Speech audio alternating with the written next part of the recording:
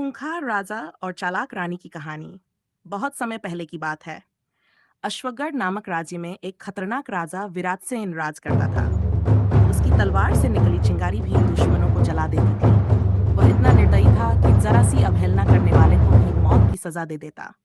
लोग उससे डरते थे, लेकिन उसके ही महल में एक ऐसी रानी थी जो उससे भी ज्यादा चालाक थी। राजा की निर्दयता। विराटसेन ने कई राज्यों को जीतकर अपनी सत्ता फैला ली थी, लेकिन जीतने के बाद वह उन राज्यों की रानियों को अपने हरम में डाल देता और राजा को मौत के घाट उतार देता। पूरे राज्य में उसकी दहशत थी, परंतु मेघला चुपचाप ही हंसब दिख रही थी।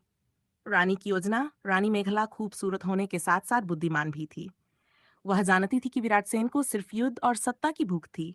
उसने धीरे धीरे राजा के सैनिकों में अपनी पकड़ बनानी शुरू कर दी। महल के प्रमुख रक्षकों को तोहफे और प्यार से अपने पक्ष में कर लिया। फिर उसने राजा को यह भरोसा दिलाया कि वह उसके साम्राज्य को और मजबूत करने में मदद करेगी। खूंखार राजा का अंत।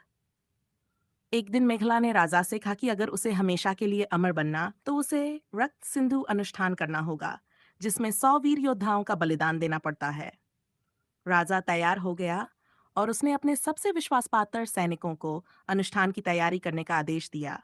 जिस रात यह अनुष्ठान होना था, महल के सभी सैनिकों ने राजा के खिलाफ बगावत कर दी। दरअसल वे अब रानी मेखला के वफादार बन चुके थे।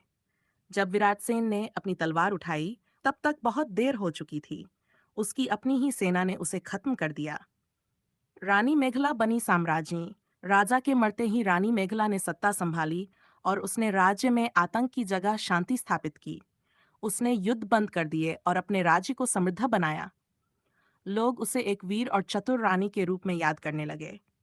सीख। कभी कभी ताकत से ज्यादा बुद्धिमानी से खेला गया दांव ही असली जीत दिलाता है।